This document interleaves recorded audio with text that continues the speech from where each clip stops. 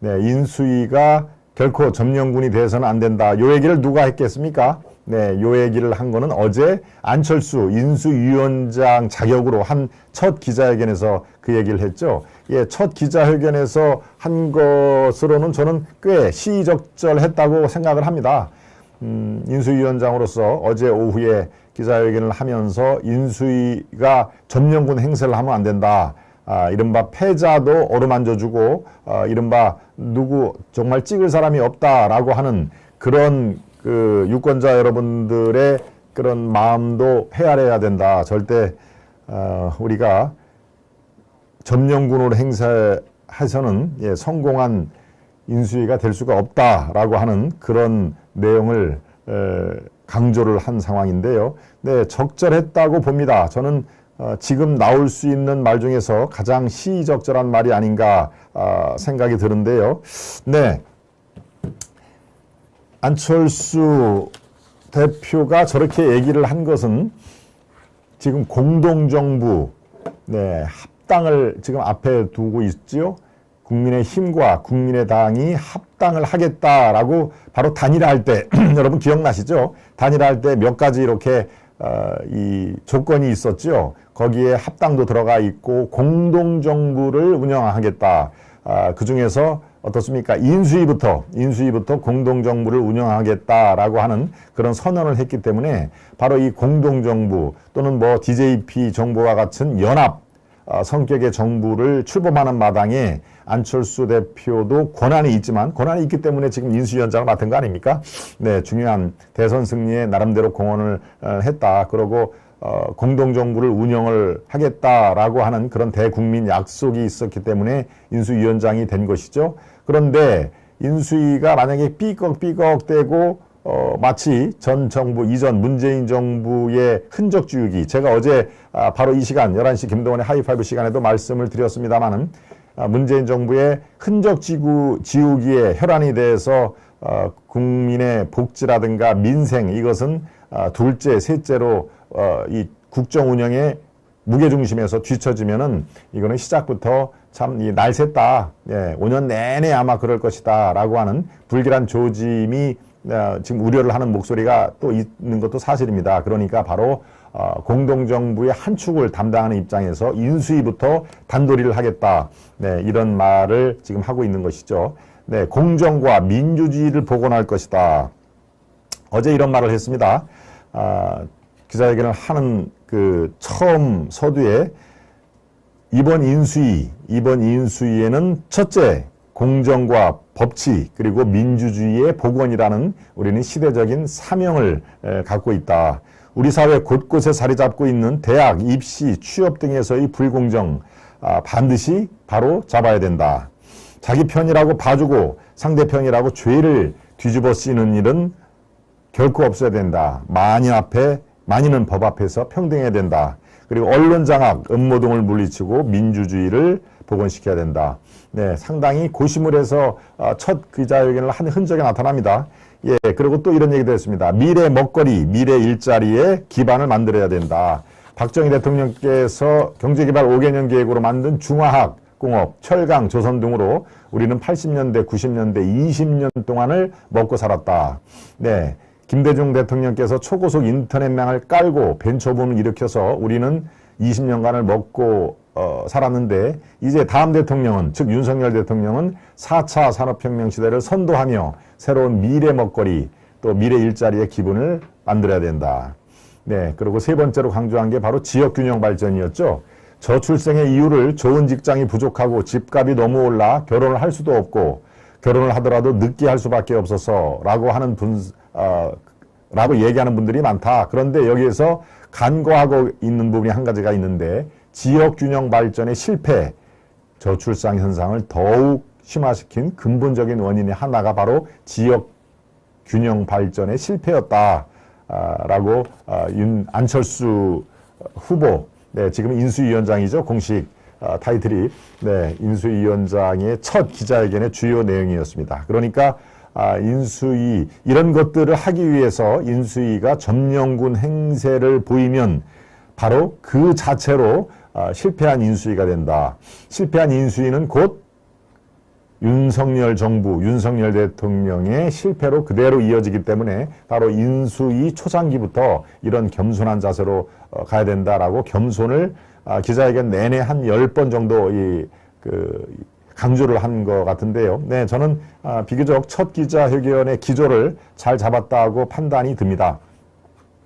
그러니까 뭐 저거는 이제 안철수 후보하고 또 주위의 측근들 이 기자회견 문을 이제 물론 안철수 후보가 초안을 다듬고 그 다음에 윤문을 뭐 스텝이 하던 또 스텝 중에 저런 이제 청와대에 이제 연설 그 기록 비서관이 있듯이 저런 주요 정치인들은 주위에서 이 스피치라이트가 있습니다. 그러면 이제 나는 이번에 뭐뭐뭐를 강조를 하겠다라고 이렇게 구술을 하면은 그 스피치라이트가 먼저 초안을 쓰고 그 다음에 최종적으로 기자회견을 할 그 당사자가 이제 그 세부적으로 고치는 다듬는 이제 그런 게 보통 일상적인 기자회견문의 그런 그 과정인데요. 네, 이번 안철수 후보 같은 경우는 아마 본인이 오랫동안 그렇게 또 기자회견도 많이 했고 또 연립정부를 구성하면서 자기가 강조해야 될 부분을 누차 얘기를 했기 때문에 본인이 아마 초안을 만들지 않았을까 하는 생각이 저는 그 기자회견을 보면서 지금 들곤 했습니다. 네, 장인표님, 해가님, 최지호님, 네, 박상철님, 네, 계속 사이비 언론은 장악할 것이 아니라 해체해야 된다고 박상철님이 또 세게 말씀하셨고요. 네. 해가님, 예, 아시아투데이 10만 달성 함께 합시다. 네. 며칠 전부터 우리 해가님이 참 아주, 열심히, 네, 10만 달성, 곧 달성이 됩니다라고 하는데, 글쎄요, 10만 달성을 아주 목전에 두고 지금 뭐, 또, 약간의 또 정체 현상이 벌어지고 있죠. 예, 이거는 뭐, 여기에 일희일비 하지는 않습니다. 네, 이렇게 구독자 수라든가 이런 게 쭉 계속 이렇게 올라가면 좋겠지만 그렇지 않습니다. 마치 이제 계단식으로 이렇게 됩니다. 쭉 평행을 이루다가 어느 부분에 딱 올라가고 또 쭉 평행을 올리다가 네, 지금 저기에 구독자 수가 나오죠.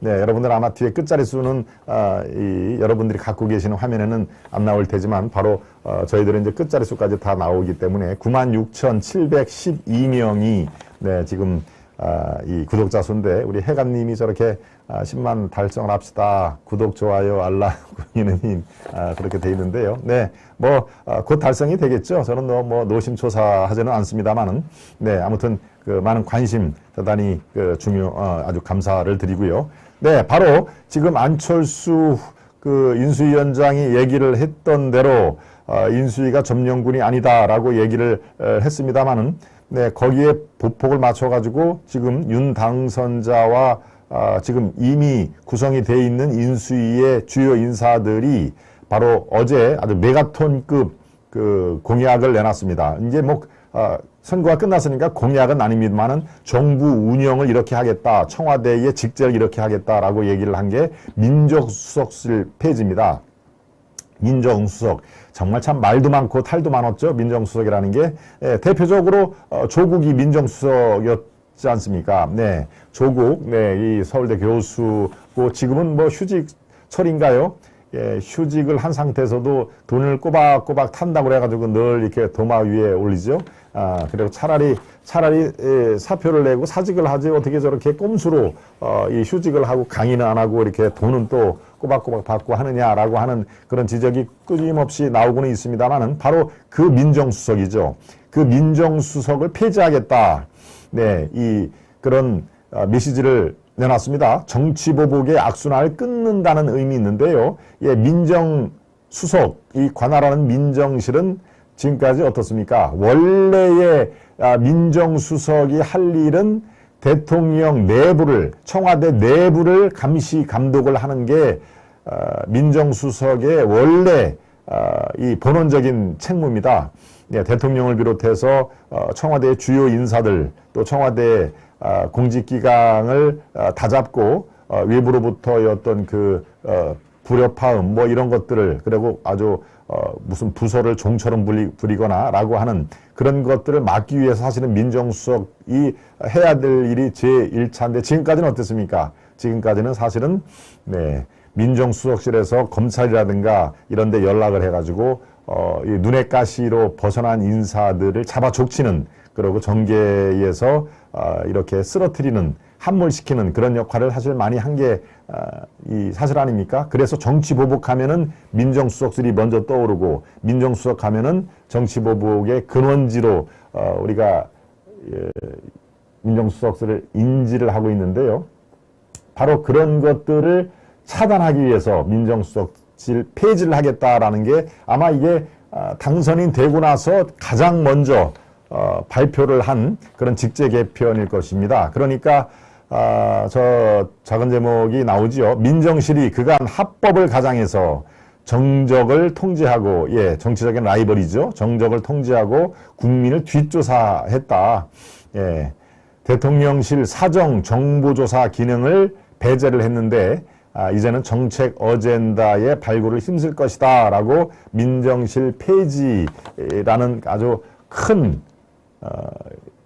시행 방안을 마련을 했는데요. 사실은 민정실이라는 게 대통령 입장에서는 거의 이 뭡니까 전가의 보도처럼 아주 옆에 두고서 요긴하게 쓸 수 있는 것이죠. 검찰을 장악할 수 있는 유일한 기관이니까 민정실을 보면서 거기 뭐 저 사람 좀 어떻게 수사를 좀 하라고 그래. 그러고 수사를 착수를 해가지고 뭐가 여러 가지 이제 벌어지면은 이거하고 이거가 엮어가지고 또 다른 사람을 집어넣으라고 그래. 이런 식으로 리모트 컨트롤을 할 수 있는 유일한 그 기구가 바로 민정수석실이었죠. 그래서 예, 저 지금 쭉 얘기가 직제가 나오죠. 대통령 밑에 비서실장, 예, 그다음에 특별감찰관, 예, 지금 문재인 대통령도 없앴던 특별감찰관을 지금 다시 부활을 한다고 그랬습니다. 총무비서관, 의전비서관, 부속비서관, 연설기록비서관. 아까 제가 스피치라이트를 할 때 바로 연설기록비서관이 저 앞에 있죠. 여기에 바로 정책조정수석, 정무수석, 민정수석, 외교안보수석, 홍보수석, 경제수석, 미래전략수석, 교육문화수석, 고용복지수석, 인사수석 이렇게 둘, 넷, 여섯, 여덟, 10개의 수석실이 있었습니다. 네. 바로 저 상황에서 민정수석 다시 한번 보여드릴까요? 민정수석의 민정, 공직기강, 법무, 민원. 원래 가장 그 본원적인 임무가 바로 공직기관인 겁니다. 그런데 지금 이제 공직기관은 두 번째, 세 번째로 밀려나고 바로 정적을 제거하는 그런 수단으로 삼고 있다라고 하는 그런 의미에서 상당히 지금 우려를 하고 있었죠. 예, 바로 이 김대중 대통령 민주주의를 실천하기 위해서 상당히 노력을 했다고 우리가 후세의 역사가들이 평가를 하고 있는 김대중 대통령도 당선이 되자 바로 민정수석을 부활을 시켰던 그런 전례가 있습니다. 네, 그러니까 그 이전에 YS 대통령 김영삼, 네, 그 다음에 전두환 노태우 대통령의 바로 진영의 YS 대통령이 민정수석을 한때 폐지한 적이 있죠. 그런데 DJ 김대중 대통령은 당선 후에 그걸 부활을 시킬 정도로 옆에 두면 참 대통령으로서는 이제 편하고 요긴하게 쓸 수 있는 그런 그 조직인데 이번을 과감하게 폐지를 하겠다. 그래서 언론들이 주목을 하는 것입니다. 네. 정치보복의 악순환을 끊겠다. 바로 민정수석실이 대검 검찰총장의 바로 직보를 해서 네, 이거 지시를 하는 거죠. 네, 청와대가 한 수 위니까 바로 대검에 직접 지시를 해서 자기 정적 또는 그 상대당에 대한 그 아킬레스건을 수사를 하는 그런 정치보복을 지금까지 수도 없이 많이 해왔다는 하나의 증명이 되는 것입니다. 네. 정치 보복을 하지 않겠다. 그리고 청와대가 검찰을 장악하지 않겠다라고 하는 네, 선언을 한 것이죠. 그래서 일명의 정권의 해결사라고 얘기를 하는 겁니다. 정권의 해결사. 어디가 민정수석이 정권의 해결사라고 하는 것이죠. 각종 정권에 관련된 그런 그 수사의 시발점이 되는 것이죠. 시발점. 네. 그래서 조국 사태도 바로 이제 저기에서 터져 나오지 않았습니까? 네. 자, 이제 사라지는 정권 해결사. 과연 이게, 윤석열 정부 내내 정권 해결사라는 조직이 사라질지 아니면 또 중간에 또 슬쩍 또 고개를 들지, 그거는 이 정권의 그 풍향계가 어떻게 진행이 되는 거에 따라서 정권 내내 우리는 민정수석을 한번 폐지한 거는 다시 부활을 안 시키겠다라고 초질과는 나갈 것이고요.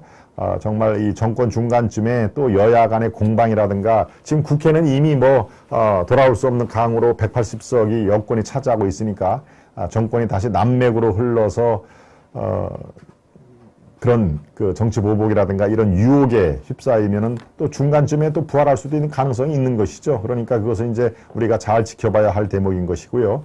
예, 바로 인수위는 점령군이 아니다라고 하는 안철수의 첫 기자회견 가장 중요한 대목과 또 민정수석실을 폐지하겠다라고 하는 것이 어떻게 보면 일맥상통을 합니다. 예, 국민과 더 긴밀한 소통을 하겠다라고 하는 그런 의미, 그 다음에 겸손하게 국정을 이끌겠다라고 하는 거, 그 다음에 비록 대선에서 24만 표로 이기기는 했지만 찍지 않는 많은 다른 진영을 지지하는 사람들도 품겠다.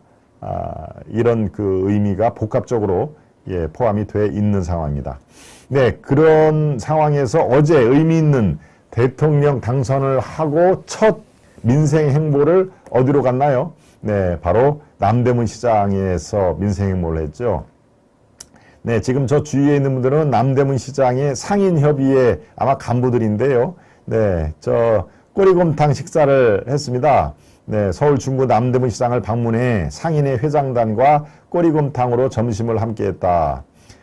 검은 재킷을 입고 상인들을 만난 윤 당선인은 코로나 바이러스 장기화에 대한 애로사항을 들었다. 지난해 11월 후보 경선 기간 남대문 시장을 찾았던 윤 당선인은 지원책과 관련해서 인수위 때부터 준비해서 취임하면 속도감 있게 확실히 실천하겠다고 얘기를 했다.